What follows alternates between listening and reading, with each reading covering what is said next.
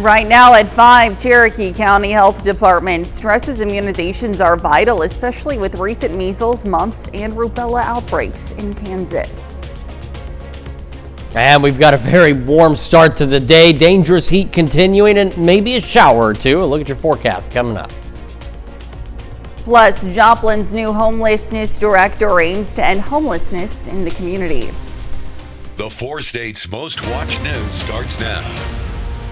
Well, good morning and welcome to the KOAM Morning News. It's 5 a.m. I'm Elise Noe. I'm Chris Warner. It is now finally Friday again in the 4 states, August the 8th. We've made it through this week. We make it through every week together, so yes, always a good thing. And yeah, it's, boy, 5 a.m. Boy, 5 a.m. You said it best. Yeah. But it is Friday, so hopefully we made it through the week okay and safely with the temperatures continuing to increase out there. And today expected to be, I guess, tied with tomorrow's a couple of the hottest days so far for this week. Not for this year necessarily, but at least for this week. And we could get an isolated shower or two. We're going to start with a look outside downtown Pittsburgh. And we've got mostly clear skies, just a few clouds out there. There are some showers. They're not in our area. They're out in Osage County and back down to the west of Tulsa. And they're not moving toward us, but we'll keep an eye on them. Hi. I told you I'm a Star Trek fan, and that was like the transporter, except without the cool sparkles. Anyway, all right, let's go. It's Friday. It's been a long week because of the heat. The heat just makes it feel longer. MoDOT camera 20th and range line looks good. Here's the other thing. We have heat advisories now for everybody through 8 o'clock this evening. And then we have extreme heat warnings from Washington and the Nevada counties in northeastern Oklahoma. So, I mean, we're talking, again, just that dangerous heat across the area. On to the future track. Later today, between about 2 and 8, could get an isolated pop-up shower or two. It's a very low chance, and as you can see on future track, there's really not much to it, but at least it's a chance somebody might get a brief shower out there. Otherwise, the majority of us will be dry. Look at these temperatures. We're back to being really unpleasant for this time of day. 78 in Joplin, 79 in Pittsburgh, and across the area. At least so far, everybody's in the 70s, but I mean, look at this. Upper 70s getting close to 80 degrees with a couple of exceptions. We've got Monette and Cassville into the low 70s, a little cooler down there. You're lucky. Everybody else, not so much. All of us getting in on the heat, though, eventually. We'll be into, these temperatures aren't right. I apologize. Well, we're looking at highs at about 100 degrees. We do have the shower chances, as I mentioned, between about 2 and 8. But again, they're very low chances. South winds gusting to 25. Our heat index values today easily reaching 110. And for some of us, maybe a couple of degrees above that. So you definitely have to be taking precautions. We're going to talk more about this heat and about some of our weekend rain chances here in just a few more minutes. Elise? All right, Chris, thanks. Well, a former church building burns in Chetopa. Firefighters responded to 403 Locust Avenue just after 7:30 last night. The large structure had visible smoke and flames when crews arrived. 5 fire departments assisted Chetopa Fire, including Oswego, Columbus, Welch, Bartlett, and Edna fire departments. Crews cut a hole in the south gable and used a ladder truck to attack hotspots from above. Several firefighters were treated for heat exposure in the 85-degree weather. No serious injuries occurred. The Kansas State Fire Marshal's office is investigating the fire. Well, as the school year approaches, health experts remind parents and college students about the importance of vaccines. As KOAM's Lonnie Walton reports, the Cherokee County Health Department says those shots could help protect students and the local community. Mean the world to me. They're my life. They're everything that I do. Brittany Childers is a mom of 3, and like most moms, she doesn't like leaving them for a single moment, except when it comes to immunization shots. They do. They cry. They want their mom. They want their dad. That's part of the biggest thing, is being the emotional comfort for children. Kaden Kissler, the administrator for the Cherokee County Health Department, says these shots are not only vital to the child, but to the entire community. Immunizations right now are very important because of recent outbreaks locally through the state of Kansas with measles, mumps, and rubella. The concern doesn't necessarily end after high school. One of the areas that becomes a little bit more laxed is when those children are now out of school and entering college. And so unless those programs require them to have certain vaccinations, it's very important that they go ahead and have those vaccinations completed as well. Kisser says don't forget about a few extras. For older children, other vaccines that are important is boosting that Tdap vaccine and their HPV vaccine. Speaking of all these shots, what about the pain? Well, all shots hurt a little bit.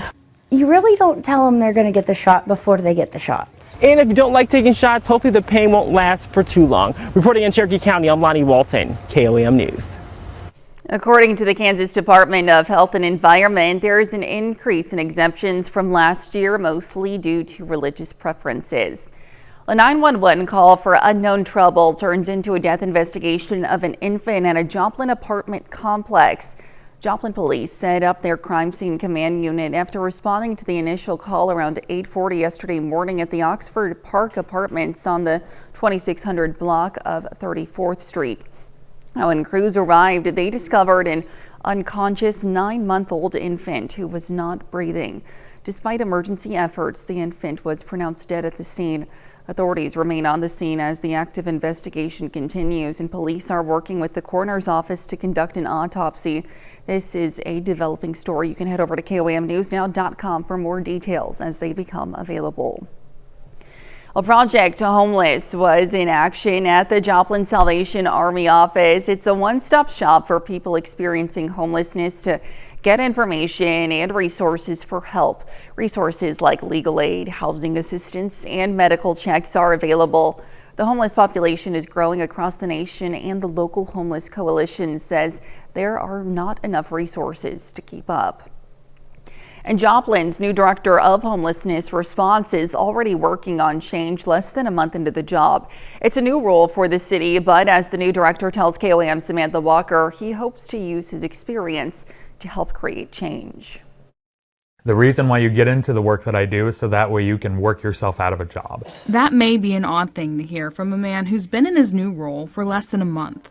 But for Eric Argenbright, Joplin's new director of homelessness response, it's the ultimate goal. Unfortunately, it's a process. We are working on getting the system laid out so that way we can have a functioning aspect for individuals and families. The Regional Commission on Homelessness, the City of Joplin, and the Joplin Homeless Coalition selected him for the role. The position comes after the City of Joplin commissioned a study called the Community Plan to Address Homelessness. The 167-page report has recommendations to help local efforts to mitigate the effects of homelessness that Argenbright says really cover 3 specific topics. First, community engagement. To engage everyone in the community, everyone who has an interest in ending homelessness, to be a part of the homeless response system. Also, providing appropriate education on homelessness. The second area is data. To say, okay, where do we need to focus our efforts most? Where do we need to look at our resources? And finally, establishing leadership and what he refers to as a system of care. Getting all of the stakeholders involved and on the same page, understanding, where we kind of are and things like that. So that way we are all, going towards the same plan. Argenbright has more than a decade of experience, most recently working with the Kansas statewide homeless coalition. I'm also a person of lived experience, which is a huge thing that we're really trying to get more involvement in our homelessness response system here from folks with lived experience, because they are the true experts. But his years of experience in this field have also shown him that you can't expect to mitigate homelessness overnight. It's a long process, but Joplin is ready for it. The amount of love and care and enthusiasm and encouragement that exists within the community in order to help those who are living on the streets, living in shelters, living in their cars. They're living in places not meant for habitation. We're just trying to figure out how can we leverage all of our resources in the best way possible to make homelessness, again, as rare, brief, and non-reoccurring as possible. Reporting in Joplin, Samantha Walker, KOAM News. For community members interested in getting involved, Oregon Bright encourages them to join one of their monthly coalition meetings. The next meeting is scheduled for this coming Monday. You can find more information on our website, KOAMnewsnow.com. And that's a look at this morning's top stories and weather. Coming up on the KOAM Morning News, President Trump says he's very disappointed Putin fails to reach ceasefire deals by Friday's deadline. Plus, exercise can be life-saving for type 2 diabetics. Danish researchers show physical activity lowers heart attack and stroke risk. And a mostly hot and sunny skies today. Chris has another look at your forecast when we come back. You're watching the KOAM Morning News. Time now, 5:10. We'll be right back. Topping Nation Watch. After marking 200 days in office, President Trump says his push to end the war between Russia and Ukraine is making progress, but not enough. The president has given Moscow an ultimatum: reach a ceasefire by today or face sanctions. The White House now says it's ready to follow through on that threat, even as President Trump signals plans to meet with Russian President Vladimir Putin. CBS News' Tina Kraus has more.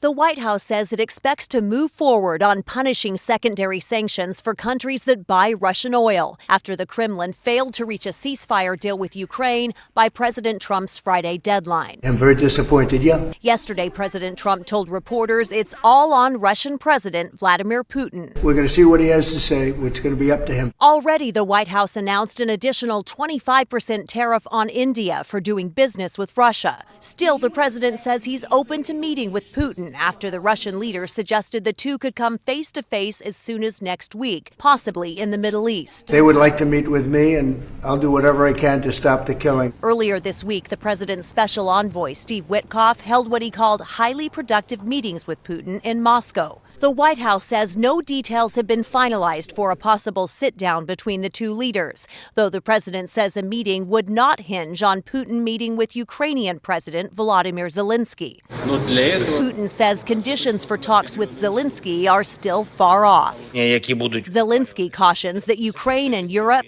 must have a voice in the negotiations. Tina Kraus, CBS News, London. Now, President Trump's push for peace between two other countries, Armenia and Azerbaijan, appears to be paying off on social media. The president said he'll host the country's leaders today at the White House. Well, still to come, Rosa Byrne stars as a mom barely holding it together. If I Had Legs, I'd Kick You hits theaters October 10th. Plus, Chris returns with another look at your weekend forecast. We'll be right back. From Broadway's biggest show, making a decade in the spotlight, to a darkly hilarious new film trailer turning heads, Nick Zajic has those stories and more in your Eye on Entertainment. Asking you what I'm supposed to do. Motherhood, mayhem, and a whole lot of emotional unraveling. Psychological dramedy, If I Had Legs, I'd Kick You, follows Linda, played by Rose Byrne, who's a mom barely holding it together. Her kid's sick, her house is falling apart, and her therapy sessions aren't exactly helping. Catch If I Had Legs, I'd Kick You in theaters October 10th. I've been working. Two legends of country Americana, Brad Paisley and Emmylou Harris, are headed to the Nashville Songwriters Hall of Fame. Harris, revered for folk country staples like Boulder to Birmingham, is already a country music Hall of Famer with 13 Grammys. And Paisley, known for his hits like I'm Gonna Miss Her, has landed 41 songs on the Billboard Hot 100. They'll be inducted October 6th in Nashville alongside other legends. Broadway's revolutionary hit Hamilton celebrated 10 years since it first took the stage.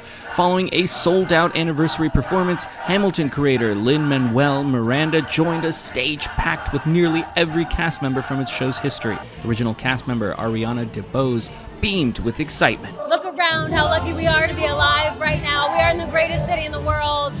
I love the show. Celebration spilled into the streets with an invite-only block party. Joy for the musical that changed Broadway forever. That's your Eye on Entertainment. Nick Zajic, CBS News, Los Angeles.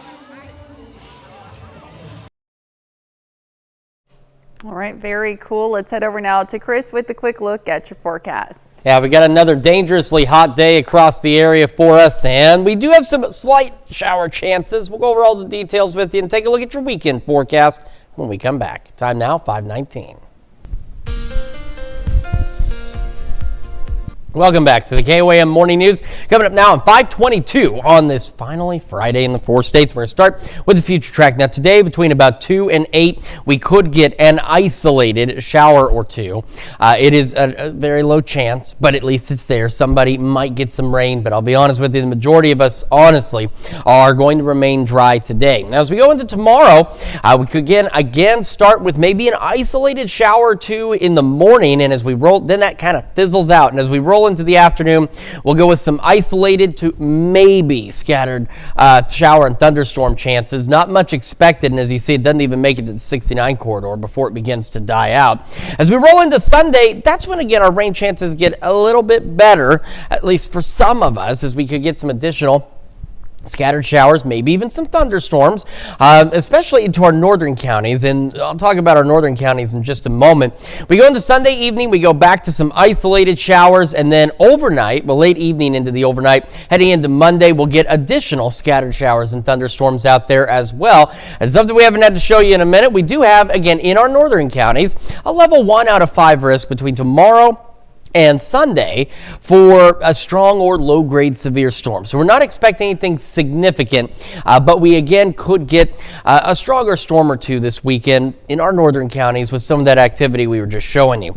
In terms of our heat index values, again, we are in those dangerous levels. We're up to 110 today. We're looking at heat index values, kind of repeating this process, 105 to 110 for our Saturday, and that may even continue into our Sunday. It gets a little better. We're back to 100 to 105, but it's not significantly better by any means, and we do have heat advisories for just about all of us now through 8 o'clock this evening. It's rare that they're all consistent from all the different offices, but through 8 this evening. However, Washington and Newada counties in Oklahoma, we do have extreme heat warnings where heat index values down there could exceed 110 degrees. As in terms of the safety tips, a reminder, they're all on our website, KOAMNewsNow.com/forecast. During any period of extreme heat, we're going to make sure that we do keep those safety tips up there for you. All right, this morning, starting out with mostly clear skies to just straight up clear skies. We'll have sunshine. Look at these temperatures, low 80s by 8, low 90s by 11 o'clock this morning. Ahead of highs cruising to about 100 degrees out there.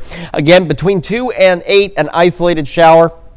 Most of us dry, most of us really mostly clear. South winds gusting to 25.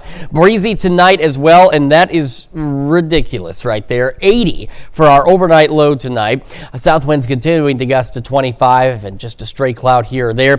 We go into next week. Now, again, remember on the long range feature track, it's not this huge area of rain, though that would be nice. Rain is possible in these areas with the darker colors and getting to the yellows there. The slightly better chances for thunderstorm or shower activity. But as we go through next week, we've got pop-up storm chances for a good portion of next week. And that's the thing, is with pop-up storms, they could be anywhere. So that's why you're seeing a big blanket of rain at times over our entire area, simply because we'll have that window for pop-up storms for several days as we roll through next week. Unfortunately, it doesn't do much for our temperatures, though. Near triple digits again tomorrow, still breezy, mid to upper 90s Sunday. Normal temperatures as we go into Monday and Tuesday. Those rain chances out there. And again, it's short-lived. We go right back into the upper 90s, closing in on 100 by the second half of next week. That is a check of your forecast. We're going to send it over to Elise now with Health Watch. All right, Chris, thanks. So nearly half of Americans are unaware of vaccines recommended for them.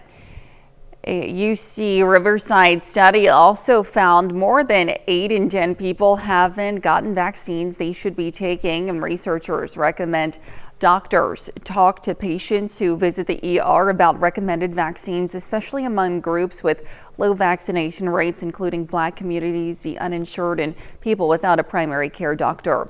Well, exercise can be life-saving for people with type 2 diabetes. Danish researchers showed that for people with type 2 diabetes, increased physical activity improves insulin sensitivity, blood sugar control, and lowers the risk of heart attacks, strokes, and death. Now, even light physical activity lowered the risk of major cardiac events by more than 20%. And a new survey highlights that everyday challenges people with IBS or irritable bowel syndrome face. The American Gastroenterological Association data shows IBS patients typically experience lower productivity at work and school for 11 days a month because of the condition.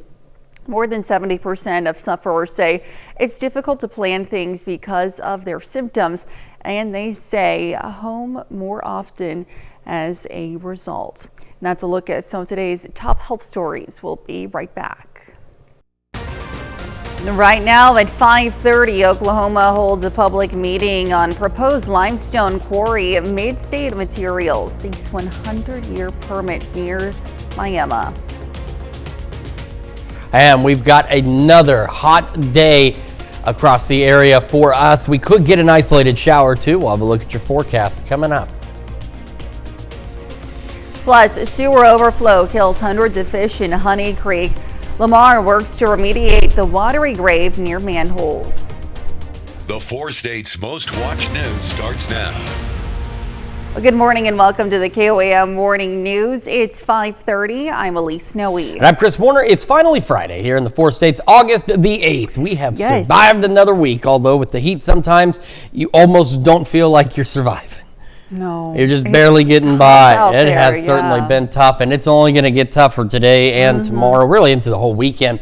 But we will get a brief break from the heat, not by much, but a little bit before it heats up again. Let's start though with a look outside, because we got to get through our Friday first, and we're going to go outside downtown Pittsburgh, where again we've got mostly clear skies out there, and otherwise, it's warm too. The temperatures this morning, ridiculous. It's near 80 for many of us, which we'll show you in a moment. MoDOT camera 20th in range line in Joplin, looking good as well. So here's a look at our current heat situation. I am magical today. It's Friday. Why not? We do have heat advisories across the entire region through 8 this evening, and we have extreme heat warnings, Washington, Newada County out there as well. And so this is the thing. In those areas, remember we talked about Future Track yesterday? I was kind of hoping in our western counties where it was showing near 115 as heat index values that I was like, I might be going a little overboard. It was a little bit for some, but not for everyone, unfortunately.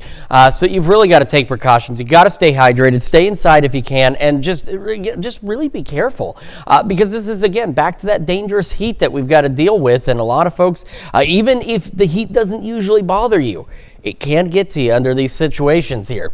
All right, on to the future track. Between about 2 and 8, we have an opportunity for an isolated pop-up shower or two. It's not going to be much. Most of us will remain dry. We may not really get much at all in the way of pop-up showers, but at least there's a slight chance out there for us. Look at these temperatures. What I was talking about, 78 in Joplin, 77 in Pittsburgh right now and across the region.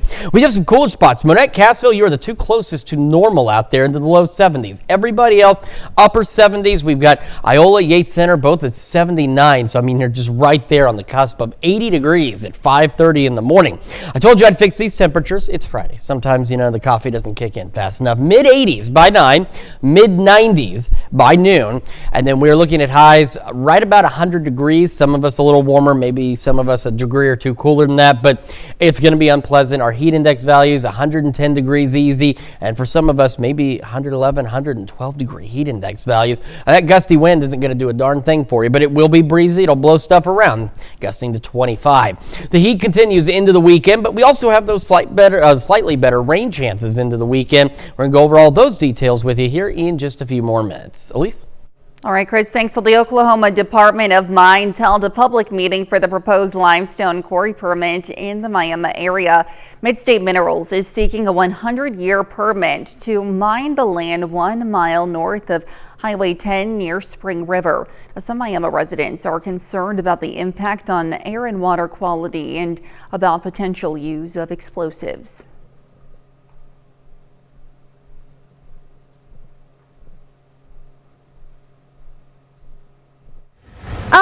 I feel we came in with a plan to kind of just have everything lined out and then to listen and kind of go down the list.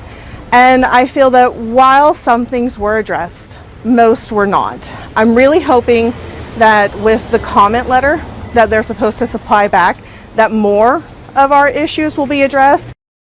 The Oklahoma Department of Mines will compile the comments and questions and will make them available at a later date. Well, a powerful chapter of Joplin's history is brought to light at the Spiva Center for the Arts. The latest exhibit, Joplin's Easttown, A Legacy Revealed, opened yesterday for an intimate look at the often overlooked history of the African American community in Easttown and beyond. The exhibit honors history while celebrating a lasting legacy. And it's definitely hot enough for some ice cream. Joplin community members gathered at Caroline's for a sweet cause, a free ice cream scoop and a backpack drive to benefit Children's Haven. Guests donated new backpacks, and for each one, organizers matched the gift, doubling the impact for local kids in need. There were 48 backpacks collected, and the team matched it with 52 more, making an even 100 total backpacks donated. We've done this event for a couple of years now. As you can see, it's pretty busy, so people come and go, but response has been great. We always have people bring in a bunch of backpacks. It's a great opportunity for just people to kind of mingle and meet other people here as well. Certainly a great event. Well, a sewage spill devastates wildlife in a Lamar, Missouri creek, killing hundreds of fish.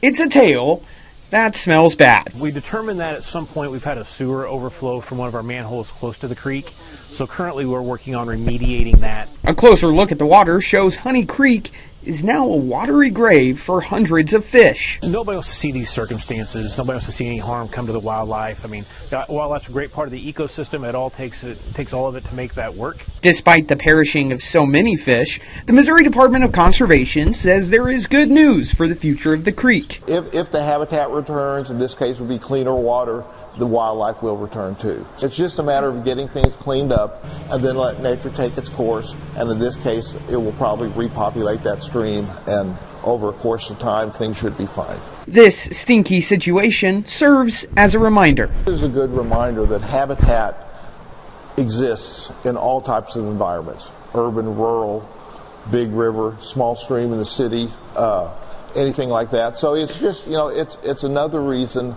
why we need to take care of our environment. I think the one thing is just for people to recognize what they're putting in the sewer system or what they're throwing out in the streets.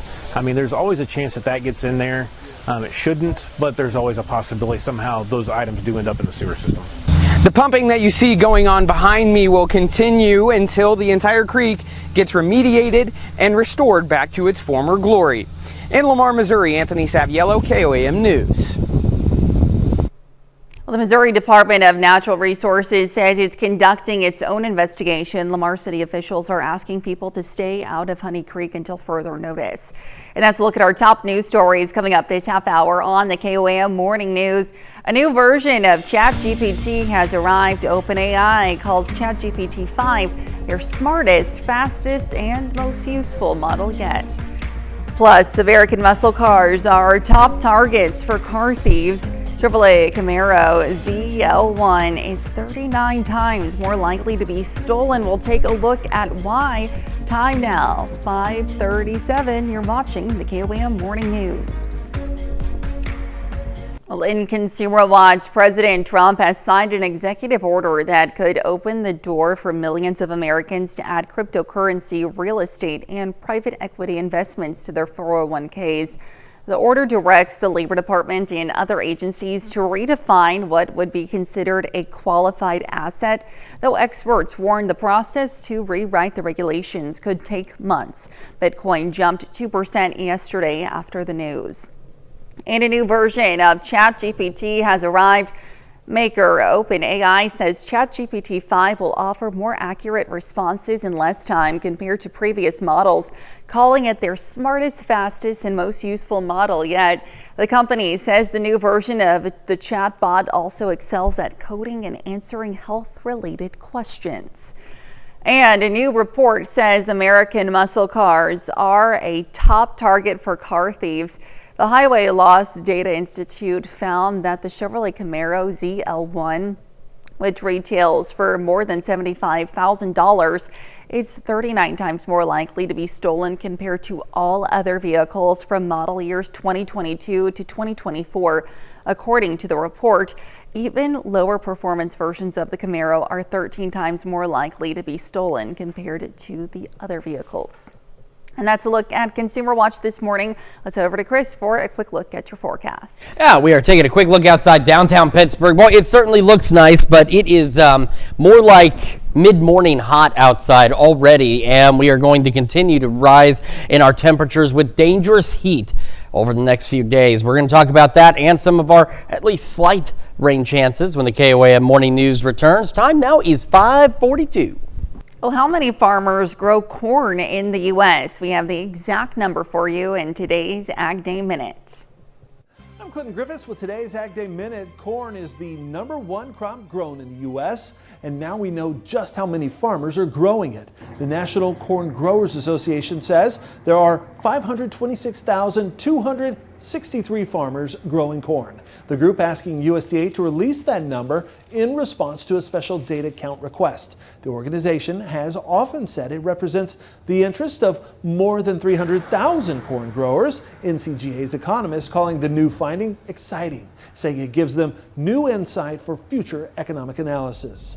A new federal report from the U.S. Centers for Disease Control and Prevention says most Americans get more than half of their calories from ultra-processed foods. The top sources include burgers and sandwiches, sweet baked goods, savory snacks, pizza, and sweetened drinks. Ultra-processed foods have been linked to chronic health problems. Now, one surprising finding, consumption of ultra-processed foods appeared to dip slightly over the past decade. A nutritionist says there may be greater awareness of the food's potential harms.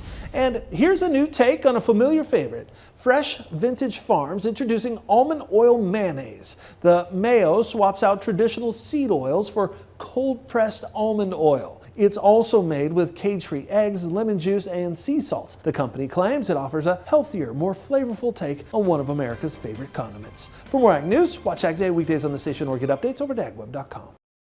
Let's head over now to Chris with a full look at your forecast. You know, I'm going to be perfectly honest. I am not a huge fan of condiments in general, so no matter what they do to mayonnaise, I'm not going to have any. And I'm probably going to get a bunch of hate mail right now, but I don't like condiments to a certain point. I can have them sometimes, just not all the time. And really, condiments traditionally go with hot food items, and you don't want any hot food items over the next few days. You're going to want to have something cold. You're going to have some water handy because we've got dangerous heat. We also have some slight rain chances. So today, between about 2 and 8, we could get an isolated pop-up shower. And I'm emphasizing that simply because with these pop-up shower chances, it's not impressive, and there's also that chance we don't see any pop-up showers this afternoon, but there's at least a slight chance that we could get 1 or 2. Now, as we go into Saturday, the first part of the day, we have an opportunity, mainly in the southern half of the area, for another isolated pop-up shower or 2. Then as we roll into the afternoon, some additional pop-up showers or even thunderstorms will be possible, and in our northern counties, could get a strong storm or 2, which we'll show you in a moment. Going into Sunday, the rain chance is slightly better, and again, initially in our northern counties, but we could get some isolated showers, a few thunderstorms out there, but again, better chances really along and north of the 54 corridor. By Sunday evening, we start to see isolated showers again that eventually start to grow upscale into some thunderstorms over southeastern Kansas, and those will continue to slowly push off to the east as we head into Monday. So it still won't be a rain everywhere all at once situation, but at least we'll have slightly better rain chances. So this is what I was talking about. Tomorrow and into Sunday, in our northern counties, we do have a level 1 out of 5 risk for maybe a strong storm or 2. We're not expecting anything significant, and we're right on the southern fringes of this risk area, but it's still a possibility, so something to keep in mind as we continue into the weekend. All right, here's the other thing you got to keep in mind, and I know we don't want to, we just have to. Our heat index values today, 105 to 110. Tomorrow, the same situation, upwards of 105 to 110 degree heat index values again. And as we head into our Sunday, it's better, but not by much.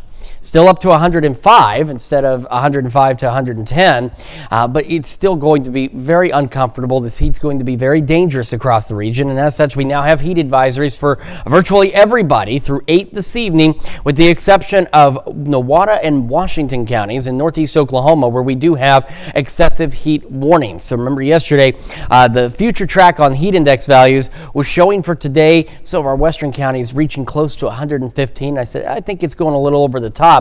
Regrettably, that doesn't seem to be the case for some of our friends out west, because they could see heat index values 110 to 113 at times. So you've really got to take this seriously.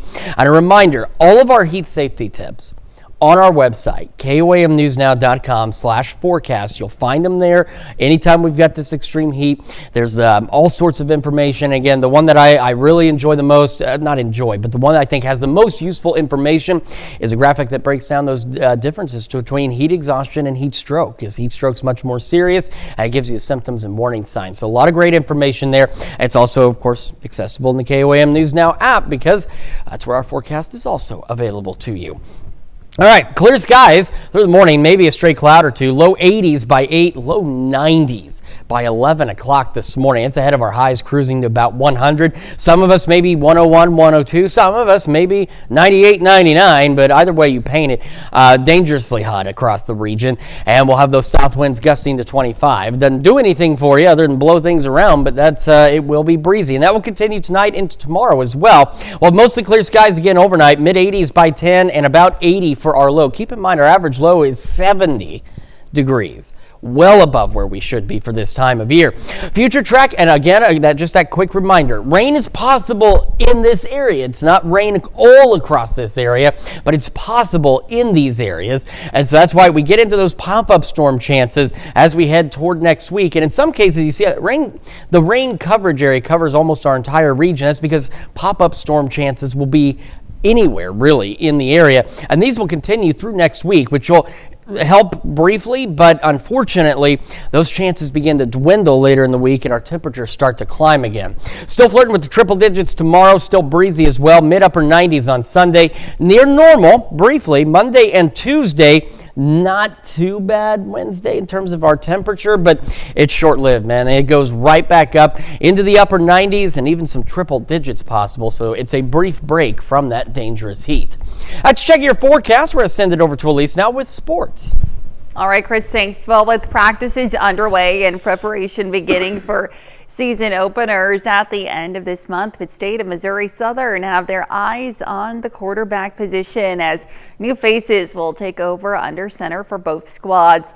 For the Gorillas, it is unfamiliar territory as they are tasked with replacing three-year starter Chad Dodson, with the competition heating up as Pitt State takes the field 3 weeks from today. All eyes are on the quarterbacks to see which signal caller comes out on top.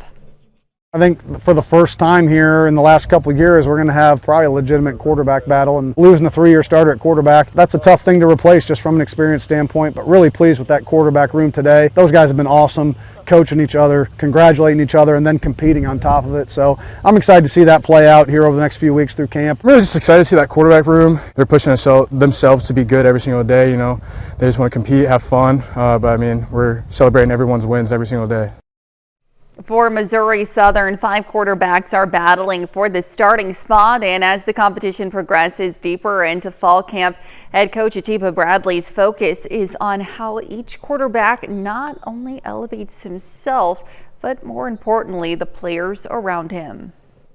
You're looking for a guy that raises the level of play of the others around him. So, and whether that's from making the right decisions, the right reads, taking care of the football, all those things are important. But ultimately, we need a guy that's going to make our receivers better. We're going to need a guy that makes our running back right. We're going to need a guy that makes the O-line protection better because he gets the ball out on time. All those things are a factor when you're trying to pick one.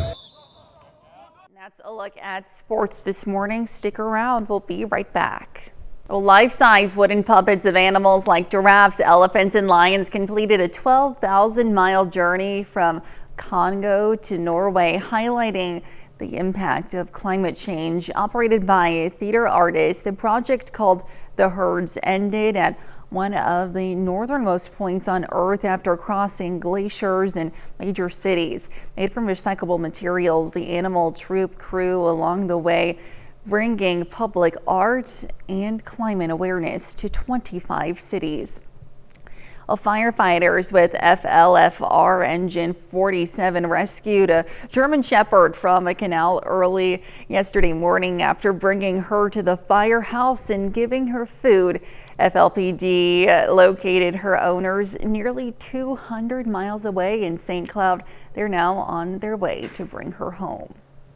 And we've got another dangerously hot day. Look how quickly these temperatures warm this morning. Low 80s by 9, clear skies out there, low 90s by 11 a.m. And as we head into the afternoon, highs near 100, maybe a degree or two higher or lower, give it a take across the area. Isolated shower or two possible between about 2 and 8 today. Isolated storms tomorrow, still breezy today. Tomorrow, Sunday, still hot. Thunderstorm chances continuing next week. And that's checking your forecast. We're back with more after this.